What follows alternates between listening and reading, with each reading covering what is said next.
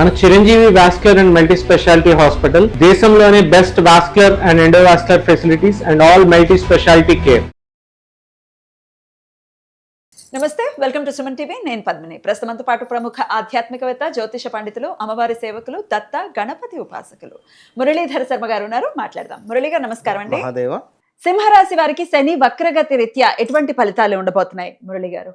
తప్పకుండా అమ్మా. సింహరాశి వారు ఎవరైతే ఉన్నారో శని వక్ర దృష్టి వల్ల సింహరాశి వారికి వారి భార్యకు భర్తకు, ఉదాహరణకు భర్తది సింహరాశి అయితే భార్యకు, భార్యది సింహరాశి అయితే భర్తకు కొంత అనారోగ్య సమస్యలు కానీ కొంత డిస్టర్బెన్సెస్ ఏర్పడేటువంటి పరిస్థితులు కావచ్చును.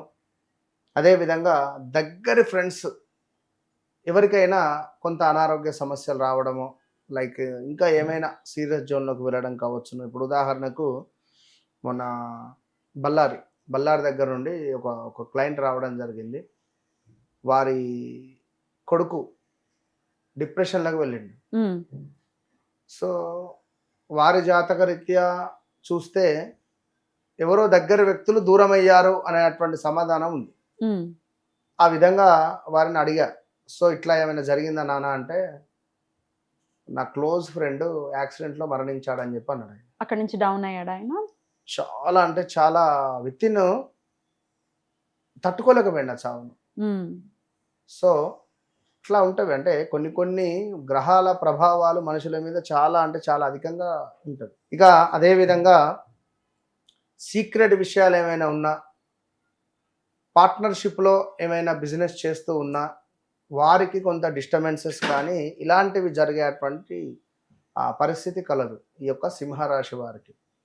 వాస్తవానికి గడిచిన సుమారుగా ఒక 15 నెలల నుండి సింహరాశి వారికి అసలే బాలేదు.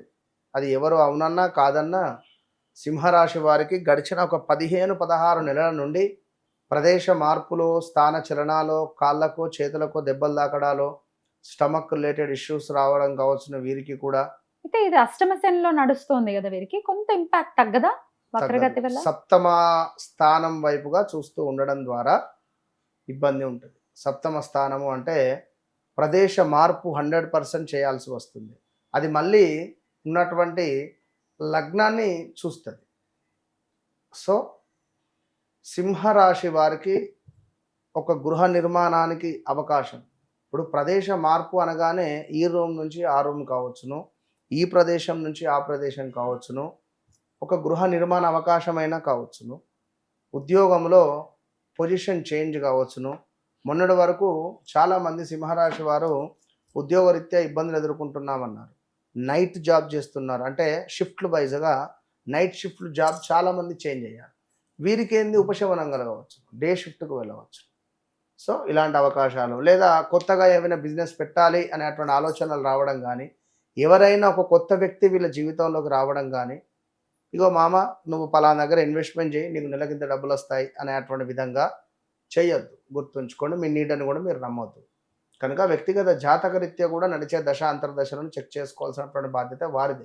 ఉద్యోగం రీత్యా ఎట్లా ఉంటుందండి? ఉద్యోగం లేని వాళ్ళకి ఉద్యోగం రావటం 100కు 200% వస్తుంది. 100కు 200% ఉద్యోగం వచ్చేటువంటి పరిస్థితి ఉంటుంది. భార్యకు భర్తకు, లైక్ అంటే ఎవరిది ఇందాక చెప్పా కదా, అనారోగ్య సమస్య వచ్చే పరిస్థితి ఉంటుంది. తీవ్రంగా గొడవలు ఉన్నాయి, డివర్స్ దాకా వెళ్ళొచ్చే పరిస్థితి ఉంటుంది. డైవర్స్ దాకా.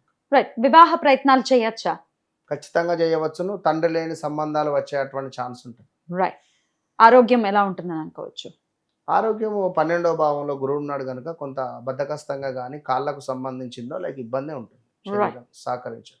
బట్ అన్ని విషయాల్లో కంటికి సంబంధించిన ఇబ్బందులు కూడా వస్తాయి, చూసుకోవాల్సి ఉంటుంది. మరి అన్ని విషయాల్లో కూడా శని మంచి ఫలితాలు ఇవ్వాలి అంటే ఎటువంటి పరిహారాలు చేసుకోవాలి, పర్టికులర్ గా సింహరాశి వారండి? ఇక్కడ ఈ రాశి ఆ రాశి అనేటువంటిది కాకుండా ద్వాదశ రాశులలో మనకు శనేశ్వరునికి సంబంధించినటువంటి ఒక వక్ర దృష్టి అనేటువంటిది.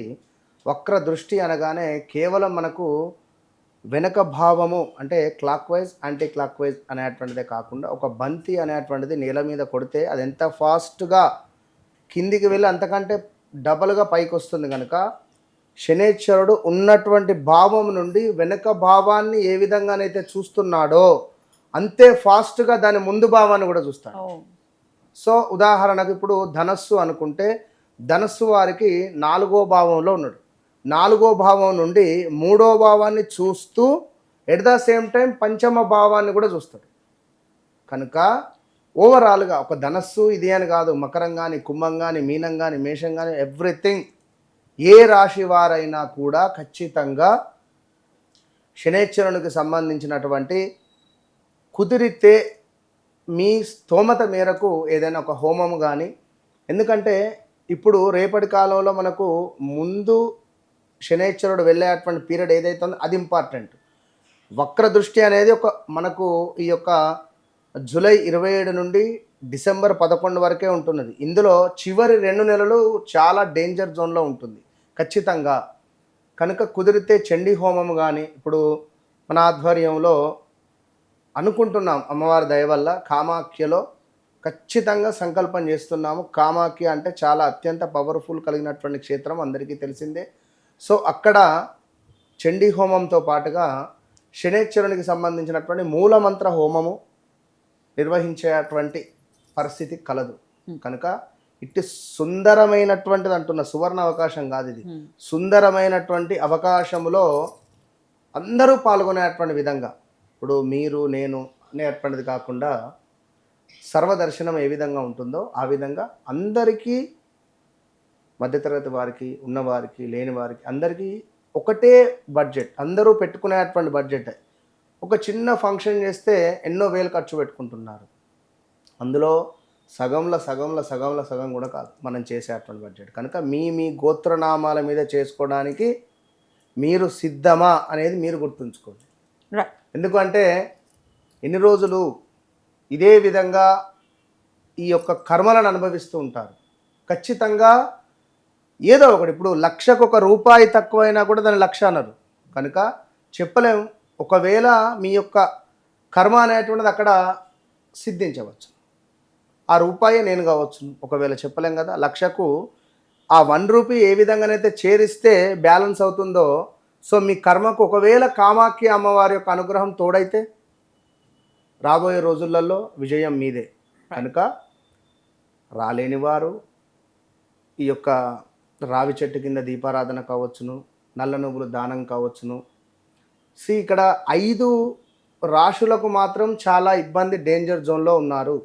ఆ 5 రాశులలో మొట్టమొదటిది మేషరాశి, రెండవది వచ్చేసి కర్కాటక రాశి, మూడవది వచ్చేసి కన్యా రాశి, నాలుగవది వచ్చేసి ధనస్సు రాశి, ఐదవది వచ్చేసి మనకు కుంభరాశి. రాహుపై శని దృష్టి ఉండడం ద్వారా సడన్ డెత్స్ జరుగుతాయి.